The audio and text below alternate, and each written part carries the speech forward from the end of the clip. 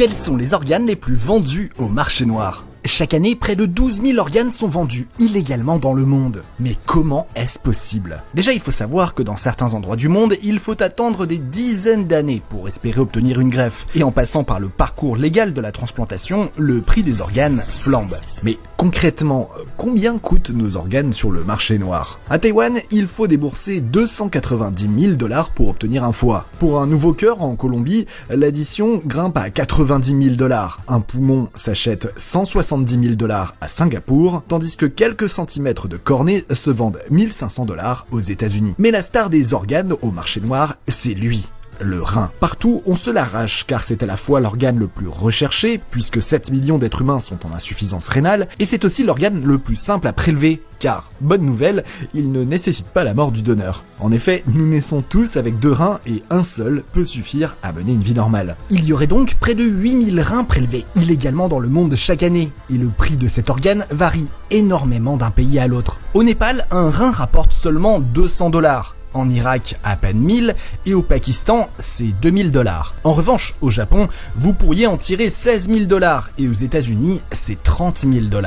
Mais la vente de son rein, ou de n'importe quel de ses organes, est une pratique absolument interdite dans le monde. Alors, comment ces milliers d'organes se retrouvent-ils illégalement sur le marché de la greffe ? D'abord, le point commun de tous ces donneurs, c'est souvent une très grande précarité. Aux Philippines, cet homme a vendu l'un de ses reins pour 3 000 €, ce qui équivaut à 14 années de salaire là-bas. De quoi mettre à l'abri sa famille, même si vivre avec un rein en moins dans les conditions sanitaires d'un bidonville relève d'un pari risqué.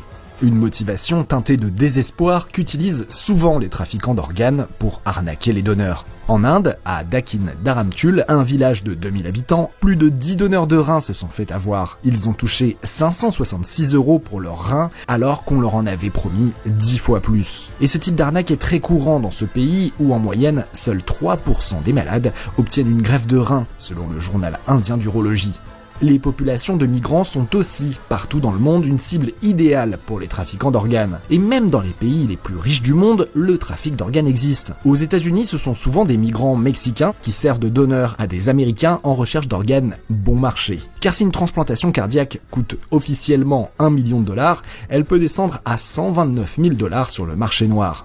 Et en Chine, l'état du marché noir de la greffe est aussi opaque qu'effrayant. Sur les 12 000 reins transplantés par an, notés au registre chinois de la transplantation, on s'interroge sur le consentement des donneurs. Selon un rapport des Nations Unies publié en juin 2021, les prisonniers des camps de travail, issus de minorités comme les Ouïghours par exemple, sont automatiquement soumis à des analyses médicales et l'état de leurs organes est compilé dans un registre.